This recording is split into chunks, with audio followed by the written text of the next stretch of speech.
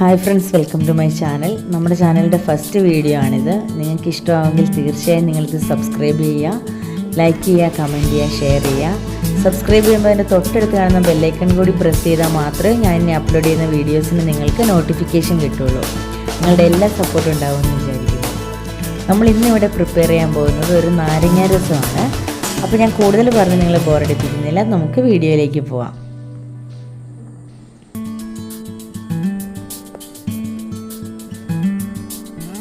നമുക്ക് നാരങ്ങ രസത്തിന് വേണ്ട ഇൻഗ്രീഡിയൻസ് എന്തൊക്കെയാണെന്ന് നോക്കാം. ചെറിയുള്ളി, ചുവന്നുള്ളി, ഇഞ്ചി, പച്ചമുളക്, കറിവേപ്പില, ഇത്രയും ഐറ്റംസ് ചേർത്ത് നമുക്ക് ഈ ഒരു പാകത്തിന് മിക്സിയുടെ ചെറിയ ജാറിലൊന്ന് ചതച്ചെടുക്കാം. ജസ്റ്റ് ഒന്ന് ക്രഷ് ചെയ്യാവൂ, ഒരിക്കലും അരഞ്ഞു പോകാനേ പാടില്ല. ഇത് നമുക്ക് ഒരു പാനിലേക്ക് കുറച്ച് വെളിച്ചെണ്ണ ഒഴിച്ചു. ഇതിൻ്റെ ഒരു പച്ച മണം മാറുന്നത് വരെ നമുക്കിത് ജസ്റ്റ് ഒന്ന് വഴറ്റിയെടുക്കണം. അതായത് പച്ചമുളകിൻ്റെയും വെളുത്തുള്ളിയുടെയൊക്കെ ആ ഒരു ടേസ്റ്റ് മാറണം.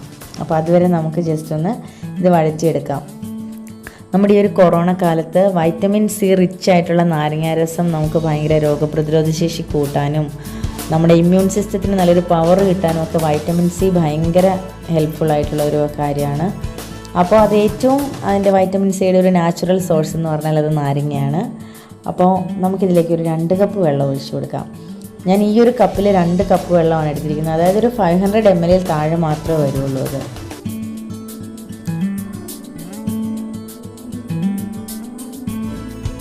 നമുക്ക് ഒരു 5 മിനിറ്റ് ഇത് അടച്ച് വെച്ച് വേവിക്കാം.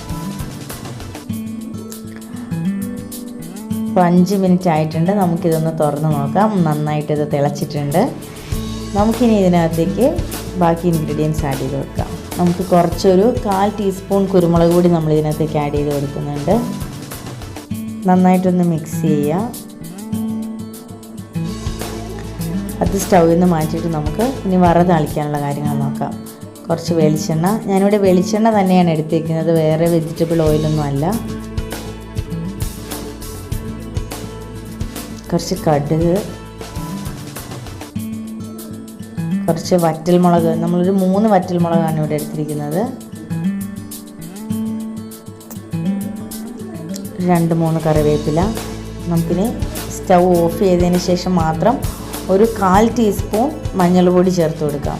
സ്റ്റൗ ഓഫ് ചെയ്തതിന് ശേഷം മാത്രമേ ചേർക്കാവൂ, ഇല്ലെങ്കിൽ മഞ്ഞൾപ്പൊടി കരിഞ്ഞു പോകും. അപ്പോൾ നമുക്കിനി ഇതിലേക്ക് ട്രാൻസ്ഫർ ചെയ്ത് കൊടുക്കാം.